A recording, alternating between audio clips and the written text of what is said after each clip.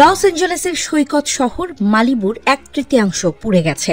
একের পর এক দাবানল শহরটিকে গ্রাস করছে, আর পরিস্থিতি দিন দিন আরো ভয়াবহ হয়ে উঠছে। Combined with low relative humidities and low fuel moistures will keep the fire threat in Los Angeles County very high. মালিবুর মেয়র ডগ স্টুয়ার্ট স্থানীয় সাংবাদিকদের জানান, গত 3 মাসে মালিবু 3টি ভয়াবহ দাবানলের শিকার হয়েছে। সবচেয়ে বিধ্বংসী ছিল প্যালিসেডস দাবানল। শহরের বেশিরভাগ অংশে আগুন ছড়িয়ে পড়ায় সেখানকার বাসিন্দাদের মধ্যে আতঙ্ক ছড়িয়ে পড়েছে।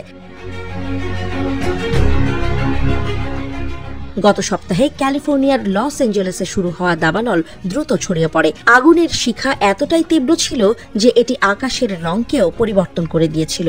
লস অ্যাঞ্জেলেস শহরের চারপাশে বড় বড় দাবানল চলছে। কর্মকর্তারা আশঙ্কা প্রকাশ করেছেন যে নিহতের সংখ্যা আরও বাড়তে পারে।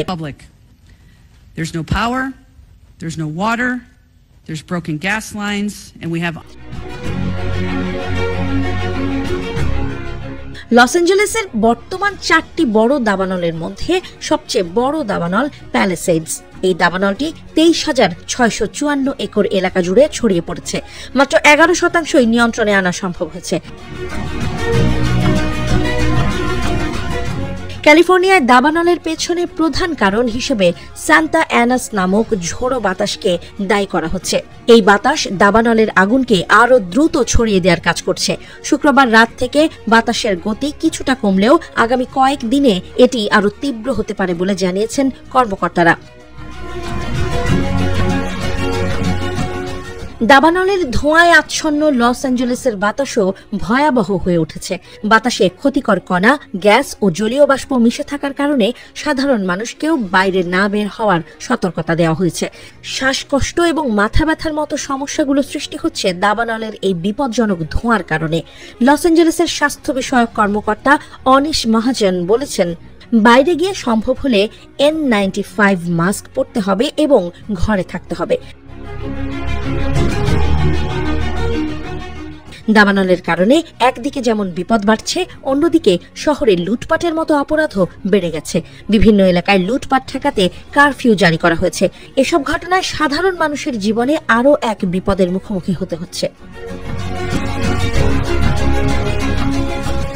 এ পর্যন্ত দাবানলে ক্ষয়ক্ষতির পরিমাণ প্রায় $150 বিলিয়ন পৌঁছেছে। এ সময়ে শহরের বাসিন্দাদের জন্য পুনর্নির্মাণ কাজ শুরু করার কথা বলা হচ্ছে, কিন্তু প্রাথমিকভাবে আগুন নিয়ন্ত্রণে আনতে প্রয়োজনীয় পদক্ষেপ নিতে হবে।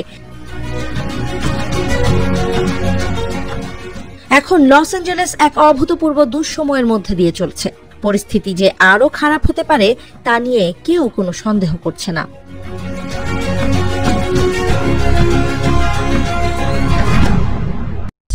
The fire chief of Los Angeles said no injuries had been reported so